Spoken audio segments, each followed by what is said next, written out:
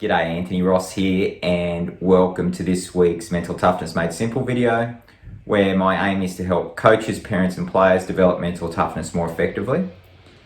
And this week I want to talk about the key question that players should ask and reflect on at the end of points. So last week I talked about the different categories of things that players can commit to that increase the chance of success. And so what we then want to follow that up with is having players regularly check in on asking the question, did I actually commit to the process that I chose to commit to before the point?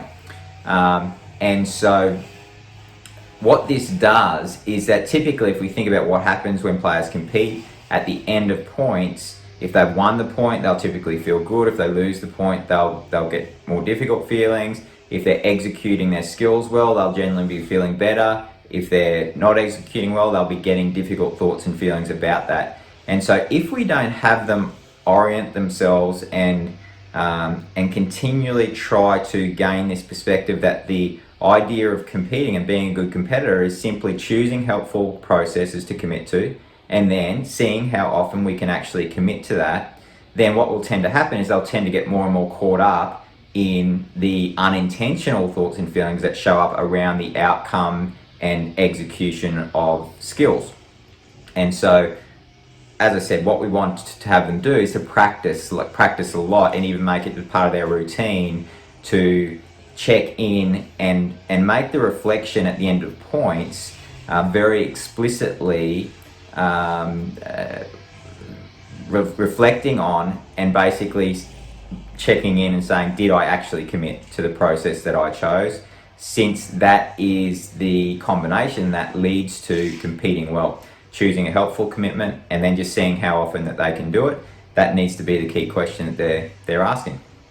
So there's a quick one today. I hope this makes sense, and I hope this is you find it helpful. I'm sure you will. If you encourage your players to do it, you'll find that they'll probably spend more time connecting with these important commitments that they're choosing.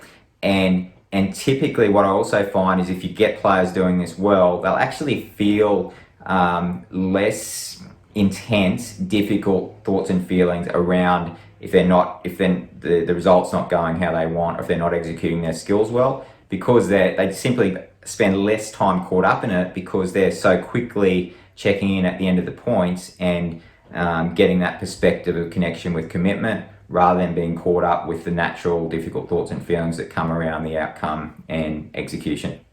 Righto, great to talk, and I'll talk to you again next week. Cheers.